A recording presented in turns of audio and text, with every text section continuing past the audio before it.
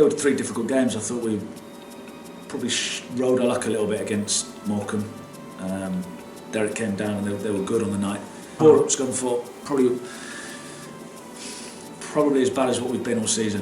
Other than the Monday night we keep talking about, but in the actual league season we were really disappointed with we never got going from the first minute, and never really looked like scoring a goal. So yeah, I was pretty disappointed with that one. But went up to Carlisle on a Tuesday night, travelled up on the day. I don't know whether it was one of the 47 storms we seem to have in the early part of this calendar year, and gave a real good performance. I thought the first hour we were really good with the ball, created quite a few chances, and then showed the other side of it where we were right, we'll take what we've got here now, and people coming in, tweaked the formation that day. Max Sheaf was excellent and played a 1 and a 2, and showed the detail in the defending. So it was that's always a good result when you go that far and win.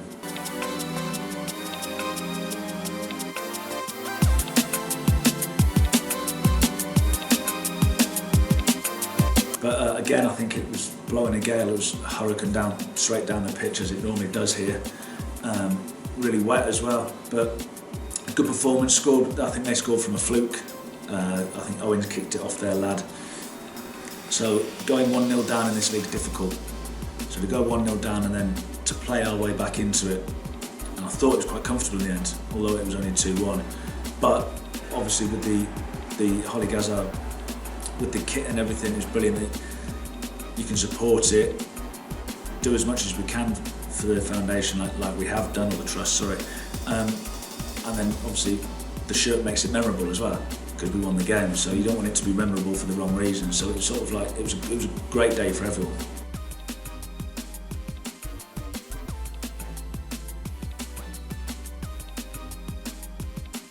That was a tough game. Again, Mansfield, they shouldn't have been where they were based on the players that they were. Obviously, Graham coming at a difficult time, like we said earlier in the chat. But they got some good players, Mansfield. So that was.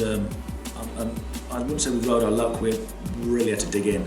But again, it goes to show you, we could have finished mid-table this season, because nearly every game we're talking about is really fine margins. And last year we found ourselves just the right side of it. That's not always going to be the case, but no, we do a lot of work on the training ground. There's no getting away from it.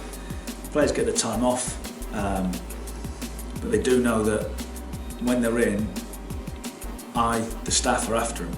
There's no rocking up and we'll just go through the motions today, because if you're going to do that, we'll have you in on your day off, and we can do that on your day off in your time, and then you can work in my time. So I think there's a trust between the staff and the players that no matter what, so if we get beat 7-0 next season, at any point, the players won't be in the next day. But that's not because I think if you win 7-0, you don't get them in the next day, so why would you get them in? If it's the right thing, it's the right thing. But when you're in, you're expected to hit certain standards, and I think the players know that now.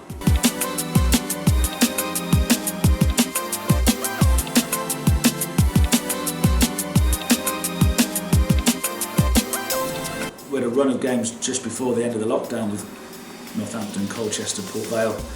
I think you're coming to them now, but it sort of showed you that the players didn't shrink. They didn't, because when you got to January, February, we're still in and around it. So we didn't show any sort of signs of tailing off, thinking, I'm not sure we want to do this. Subliminally, taking that backward step.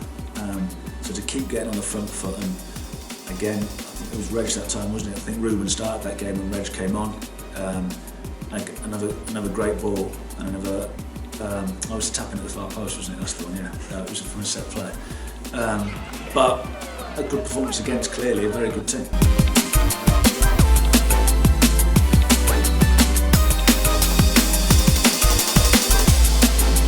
Now, a lot of the lads weren't here, but it was based on the 12 months before we went to Colchester and got absolutely murdered. I think it was 3-0, but we actually did quite a lot of work off the back of that. I'm good mates with John McGrew, and I've told him this as well. So again, you can learn a lot in defeat. So they obviously we played a 2 and a number 10, but the way they moved us around, we had our 2 centre forwards playing fullback.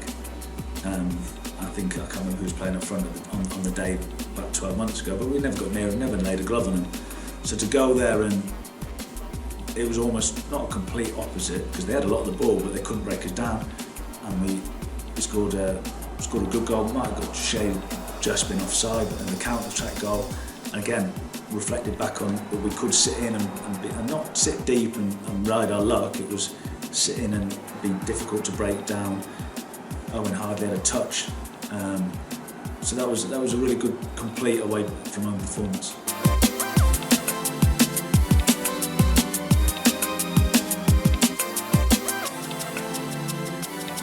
Some really tough games against Port Vale this season. I think they definitely improved like we had.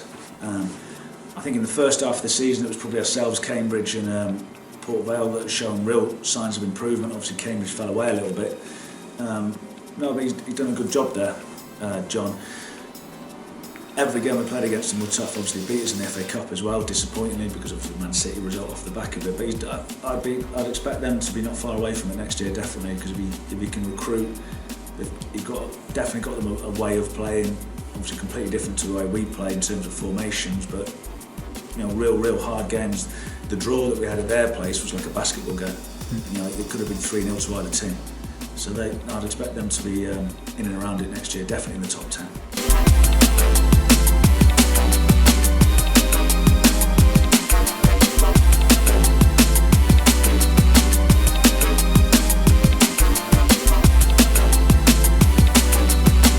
Again, it started with Toes to just have an idea, and for it to snowball the way it did. And footballers get a bad name, not so much at our level, but a lot of people think footballers are just, I'll call them eggheads as a polite way of saying it, but most of them are just normal lads.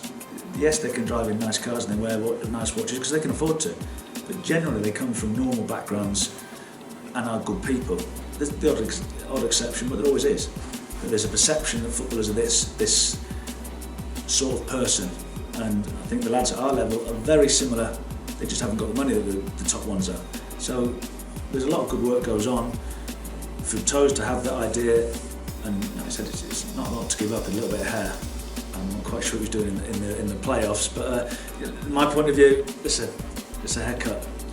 Luckily mine's grown back. I'm not sure Luke Varney's has grown back yet, but no, it's great. It was for a great cause. Obviously the whole NHS, the pandemic that's been going on, it seems to have been during the whole lockdown. It seemed to you're either doing nothing or doing everything. So you're either a frontline worker or people had to do everything. Paul Godfrey at the club was doing everything, and everyone else seems to be sat at home doing nothing. So to give a little support, those people who generally were putting their lives at risk. The doc, she was one of them. She gave us a little insight of what was going on at her hospital and things, and it was quite harrowing at one point.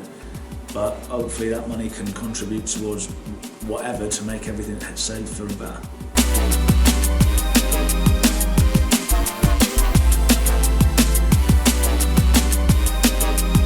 Again, so people might not say, it's only £30,000. £30,000 is a lot of money for this football club. I can tell you that now. That's more than a week's wages in terms of the whole all the players.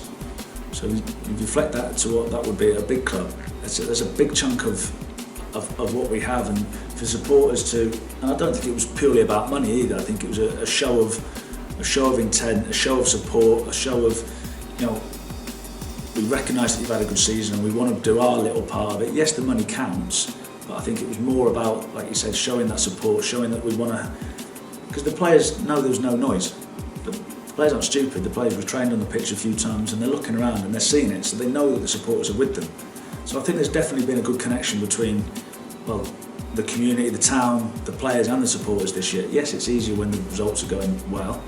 That's something we'll try and enhance. We'll try and encourage that to get better, and hopefully that relationship can stay as it will.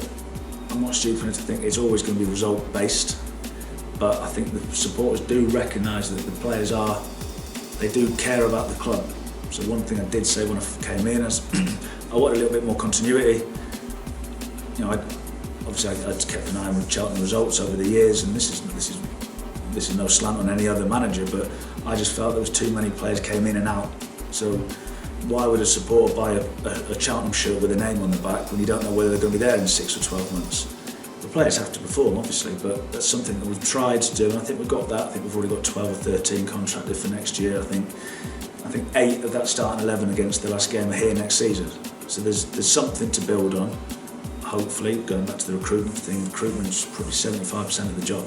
If we can get that right, can we build on next year?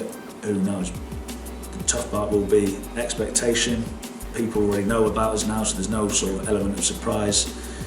And the league is a funny league. So Mansfield nearly got promoted last season. Didn't have a great season. Newport in the playoff, got beaten in the playoff final, didn't have a great season. Stevenage missed out on the last day of the season, got relegated. So it is, and it's a topsy-turvy league. I think 3 years ago was it, Notts County finished in the playoffs, got relegated. So it's not like the Premier League where you've got your top 6, because the turnover of players and the margins are so small between top to bottom. So that's the key of can we establish ourselves as a not being in that bottom 8. People think, oh, that's uninspiring and things like that. I think as a club, when you're trying to shift the club into an established, not fighting relegation every year, yes, you want to enjoy your good seasons, and that's not me trying to do down next season. We'll be trying to go and improve on what we did this season. But I think, take a step back in the pragmatic approach, as done this season. Can we get the club into an established mid sort of block of League Two where we're never looking over our shoulder? Because in the last 5, 6, 7, 8 years, we've been doing that every year. I had a great year this year, but it doesn't always happen like that. So take the good times when they come, but let's not the bad times be where we're literally at the trapdoor. No, we might be next season, but that's the plan, is can we establish the club in a more established way.